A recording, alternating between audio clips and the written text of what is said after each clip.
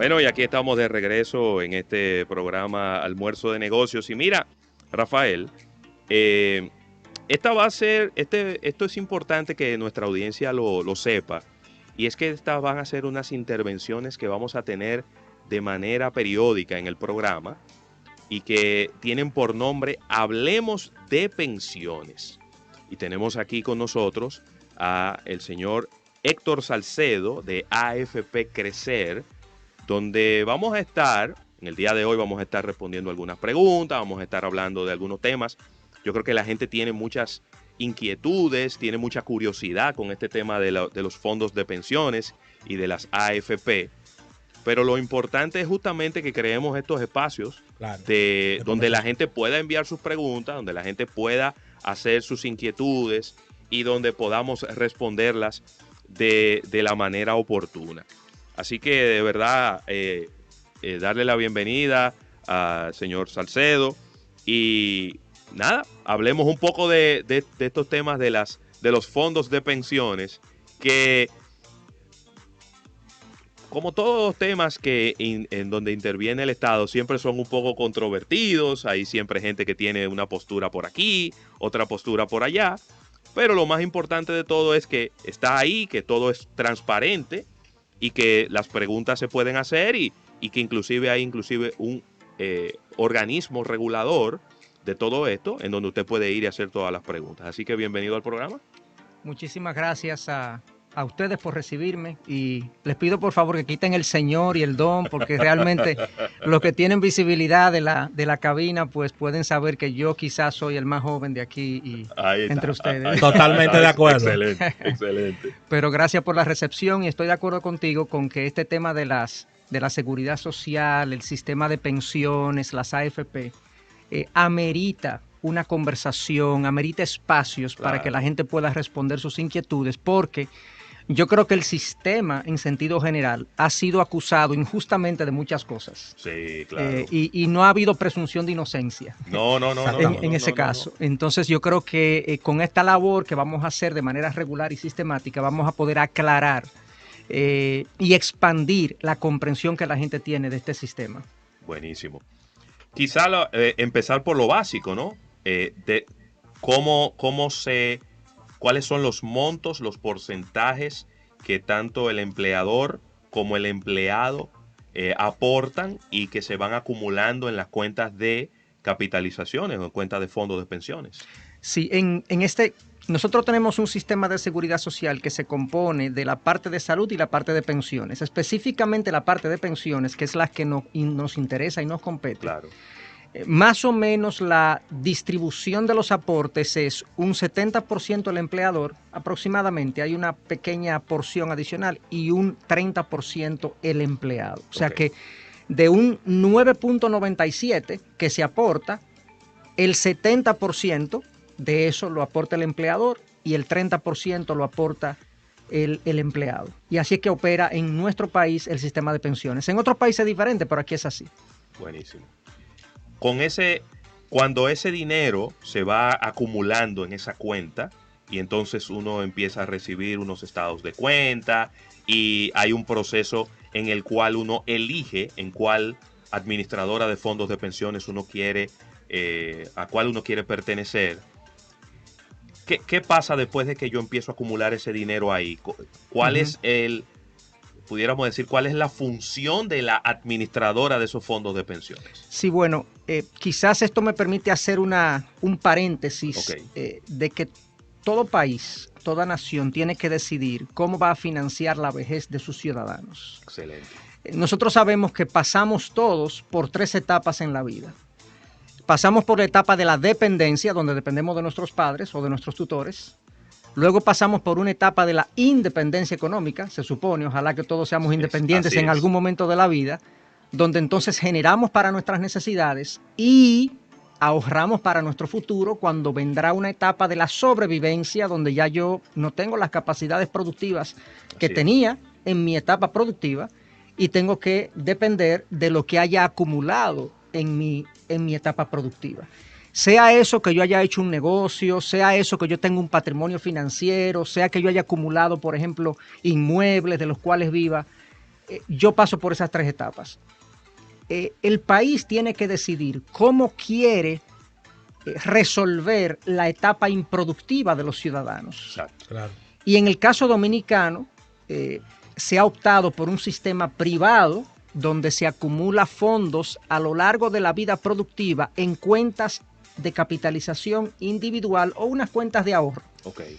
Básicamente, a diferencia de otros países que tienen un esquema que le denominamos el de reparto, donde todo va a un fondo común y de ahí sale todo lo que se le paga a los que están pensionados en ese momento. Ese fondo de reparto o común tiene sus deficiencias a nivel de no ser sostenible en el tiempo por una serie de razones que por lo menos en este momento no vienen al caso, pero quería dar esa panorámica. Entonces, en el caso de nuestro país, las cuentas de capitalización a lo largo de nuestra etapa productiva, que son aproximadamente 30 o 35 años, que dicho sea de paso, la vida productiva de un individuo hoy en día se ha alargado significativamente, porque yo entro a trabajar a los 23, 24 años típicamente, y termino de trabajar a los 70 típicamente. O sea, la gente ya a los 60 es una edad corta para la jubilación. Así es. O sea, que estamos hablando de etapas de productividad de más de casi 40 años.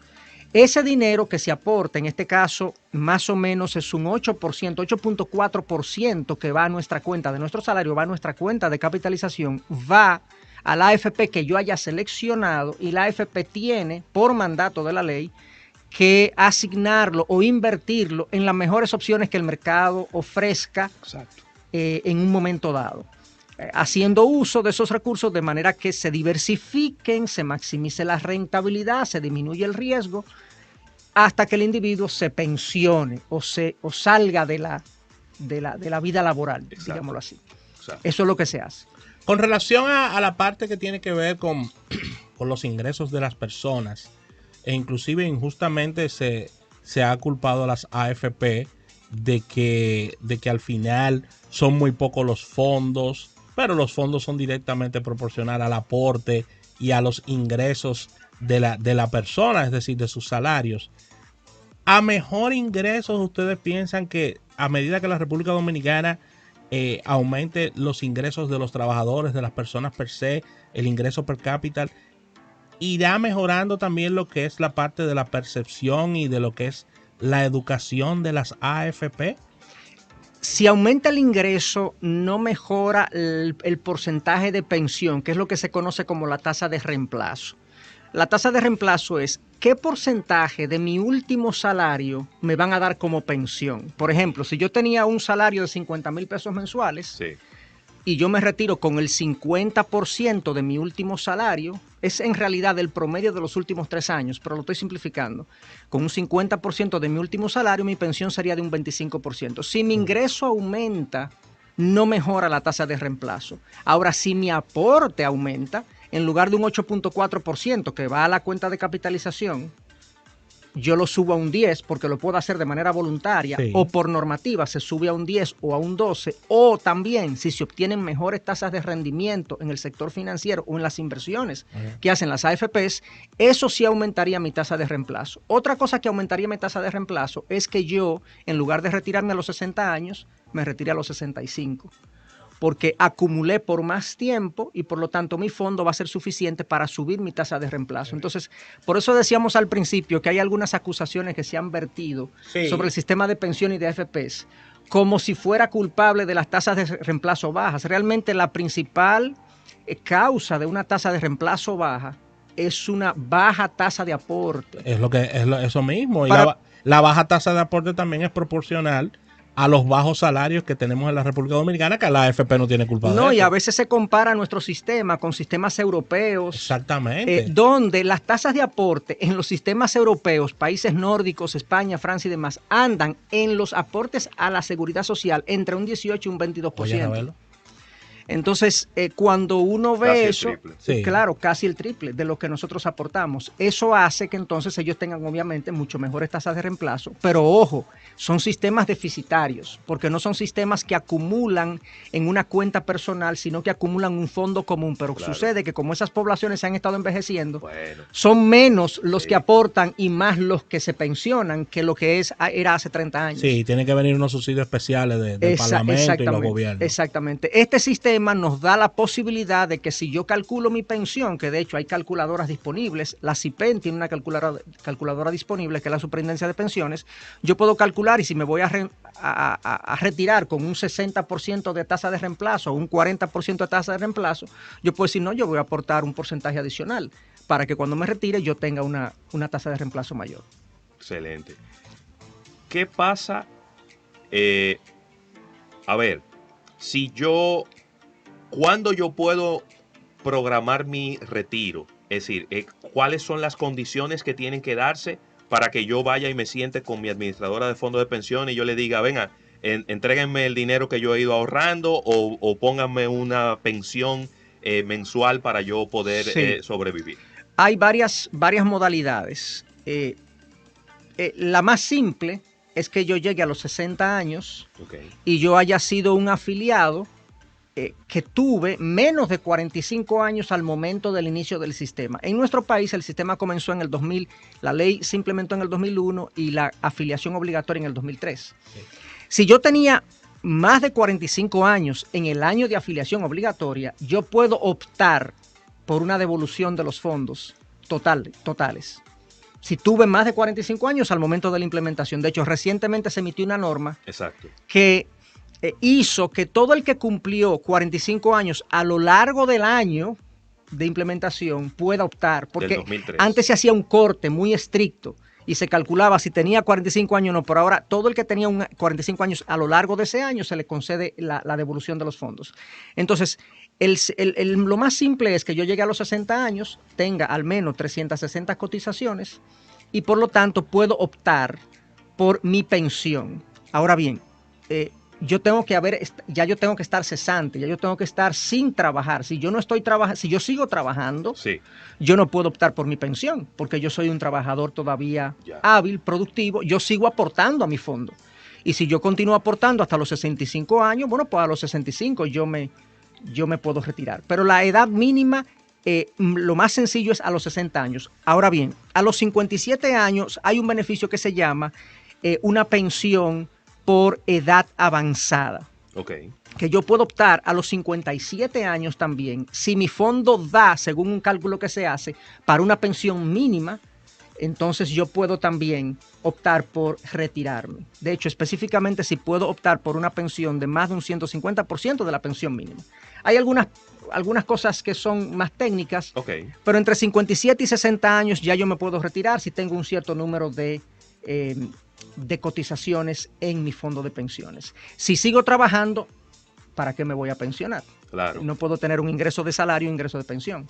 ¿Qué ocurre si el afiliado fallece en ese proceso, lamentablemente? ¿En el proceso de pensión? En un proceso, es decir, la persona le faltan todavía varios años para pensionarse, lamentablemente fallece, sus familiares pueden reclamar estos fondos. Correcto. Hay un beneficio que la ley contempla que se llama pensión por sobrevivencia, que es un beneficio, de hecho, en el aporte que yo hago mensualmente, que nosotros hacemos mensualmente, yo aporto un 0.95% de mi salario para un seguro de discapacidad y sobrevivencia. En caso de que yo fallezca, la compañía de seguros le va a dar un beneficio a mis familiares por una X cantidad de tiempo, dependiendo de la edad que tengan mis familiares. Si mi esposa, cónyuge, es menor de los 50 años, le dan un beneficio. Si está entre los 50 y los 55, le dan un beneficio mayor. Si es más de 55, le dan una pensión de por vida. A la viuda o el viudo. Y a mis hijos también, si tengo hijos, entonces la pensión que me corresponde se parte en dos, entre 50% el viudo o la viuda y el 50% a los hijos. Entonces sí, ahora bien, si la persona fallece, también se ha dado mucho que puede optar también por una devolución de los fondos bajo ciertas condiciones. De hecho, nosotros estamos en este momento como sistema de pensiones, no solamente como FP Crecer, que ha sido una banderada de este tema, de devolverle los fondos lo más rápido posible a los beneficiarios y a los herederos legales de la persona. Pero sucede, oye lo que nos ha pasado, que se le está pidiendo a la gente que venga y traiga los documentos y traiga el acta de defunción, Claro. y traiga el acta de nacimiento y traiga los documentos, y la gente no va a buscar los fondos que se supone deben ser entregados a estos beneficiarios. Bueno. Entonces, ahí hay otra área donde las AFP han sido acusadas como que de que no ha habido voluntad de devolución, cuando realmente nosotros hemos tenido una serie de iniciativas. Hasta una lista se publicó en un periódico de circulación nacional donde estaban todos los familiares de los que habían fallecido, Claro. y la gente no ha ido con la celeridad que hemos querido. Y ojalá nosotros desembarazarnos de esos fondos que le pertenecen a estos familiares. Claro, pero usted tiene que asegurarse de que le están entregando los fondos a los herederos legales. A los herederos legales, Claro. porque si se lo entregamos a gente que no corresponde, No. luego aparecen los herederos legales y reclaman a la AFP que se lo entregó de manera irresponsable a herederos que no corresponden. Entonces, sí, si la persona fallece, bajo ciertas condiciones le corresponde pensión a sus herederos o le corresponde una devolución de los fondos. Depende, habría que analizar el caso particular.